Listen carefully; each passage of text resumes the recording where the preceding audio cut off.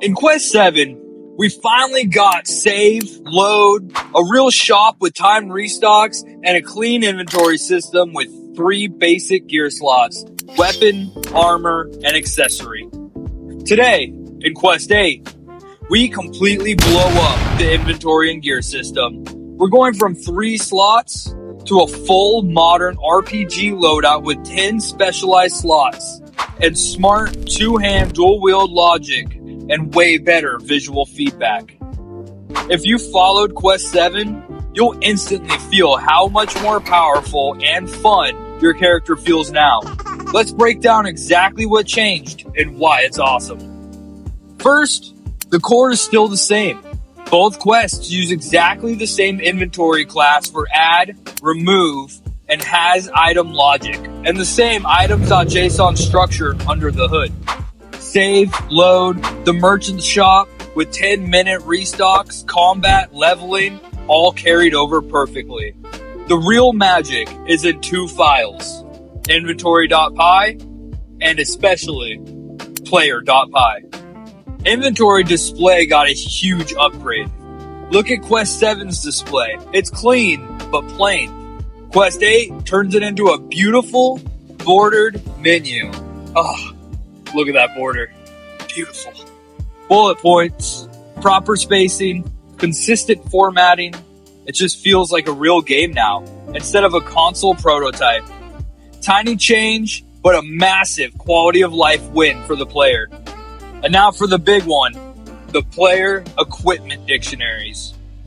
In Quest 7, we only had 3: weapon, armor, accessory. Quest 8, oh boy, main hand, offhand, head, shoulders, chest, gloves, pants, boots, necklace, and ring. Now, every item in items.json has a slot type key instead of the old generic type. And the new equip item method is a beast. It's full of smart conflict resolution. 2-handed weapons only go in main hand and auto unequip whatever was in offhand. You can dual wield one-handed weapons. Shields and offhand accessories work properly. Armor pieces must go in their exact slot. Accessories are restricted to necklace or ring. No more, I equip plate mail in my weapon slot. Oh no! It feels like a real RPG now. Before in Quest 7, you had 3 slots. Your build was basically big sword plus chest piece and 1 ring. That's boring. Now, in Quest 8, you can stack specialized bonuses across 10 slots. Helmets that give max HP, gloves that boost attack, boots with defense, necklaces and rings for utility. And the new equipping rules make weapon choice meaningful. Do I go with a 2-handed for massive damage and an empty offhand? Or do I go dual wield swords for crazy attack stacking? Or sword and shield for tankiness? The choices are endless.